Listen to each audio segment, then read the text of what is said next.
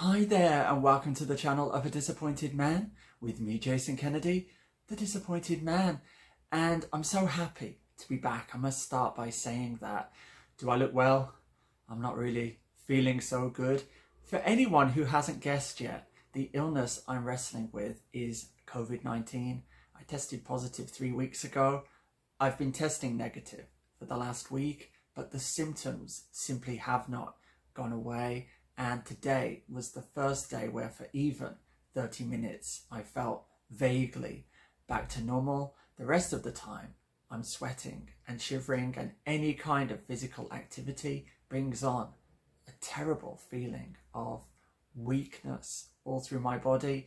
So it is difficult to make these videos. So I will quickly now go through my mid-November book haul. I did make it out yesterday on my own, but it was rather a fraught trip. However, it was worth it for the treasure I returned with.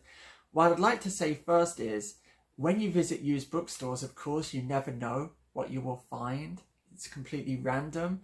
And yesterday, there were 2 books that I bought that are extremely special to me.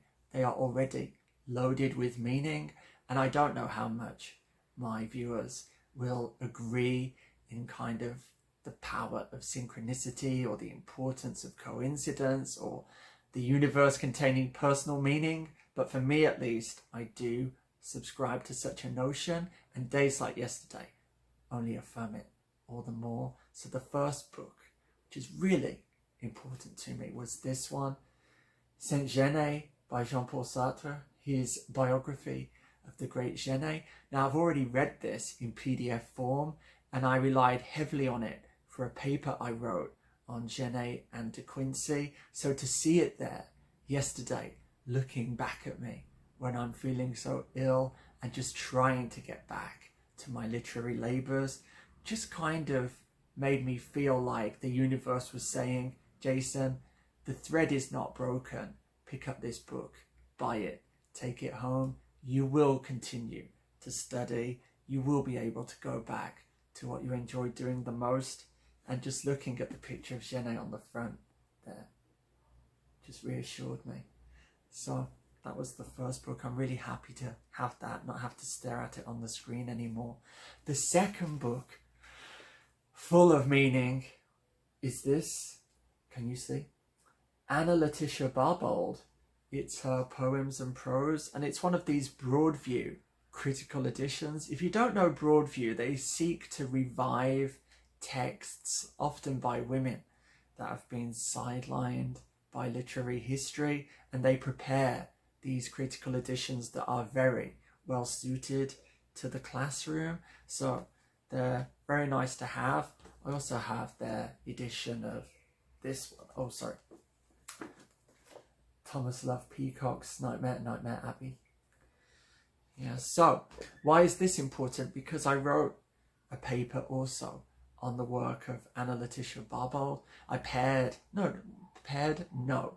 What's the word? It was 3 writers that I grouped her with: Barbauld, Byron, and Felicia Hemans. And the link was the progress poem. But the progress poem by Letitia Barbauld, which is in here, is called 1811, and it mixes with another strain of poetry that features time travelers. Yes, time travel. So it imagines a future traveler coming to a future Britain and seeing it in ruins. You may be familiar with the famous picture, I think it's by Gustave Doré, of just such a traveler. So seeing this there as well, again, just sort of tugged at me and said, there's meaning here, Jason. You're already familiar with this text. Pick it up, take it home, hold on to it. You might even make use of it again in your future studies. So there was that. Now moving on to the ones which were not so possessed of personal meaning. Elizabeth von Arnim, The Enchanted April. And what I realised after buying this was I do have a few of her novels here. She was a relation of Catherine Mansfield, also extremely wealthy, just like Mansfield. I realised I have it already. Yes. This one is actually earlier, but it's in better condition. So I have one from 92 and one from 96 now. And the introductory material is, prefatory material, is identical. So cover 2. Oh, yeah, so whoops. That's all I can say to that. Then another one of those small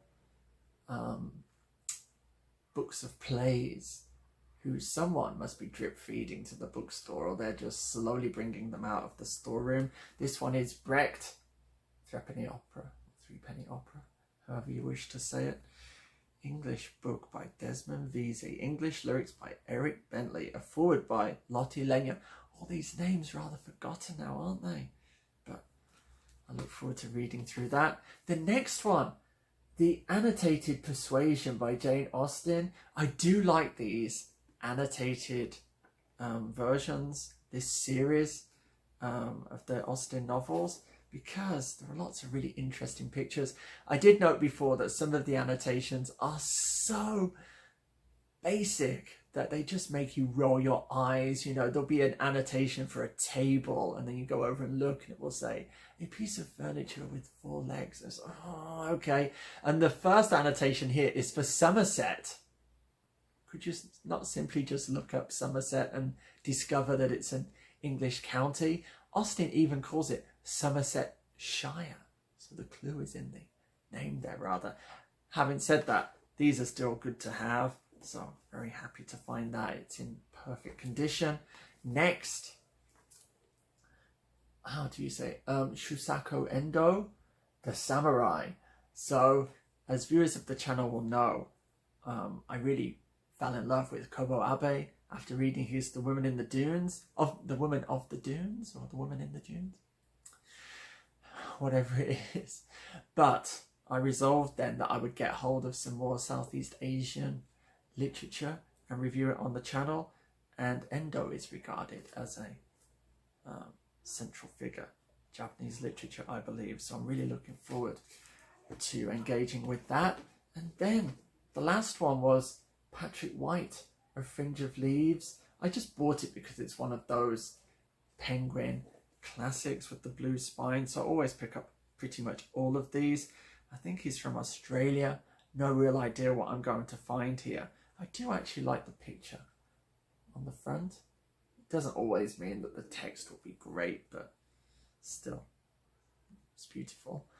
And there we have it. I think I've spoken for long enough. I'm going to do my review of Ivanhoe. That will be the next video, although because of the circumstances under which I read it, I've rechristened it COVID-Ho or Ivanslow, because it took so long for me to read, and the last 100 pages took, I think, about 10 days to get through. So I'll have a rather feverish account of my experience reading Sir Walter Scott's classic, so watch out for that.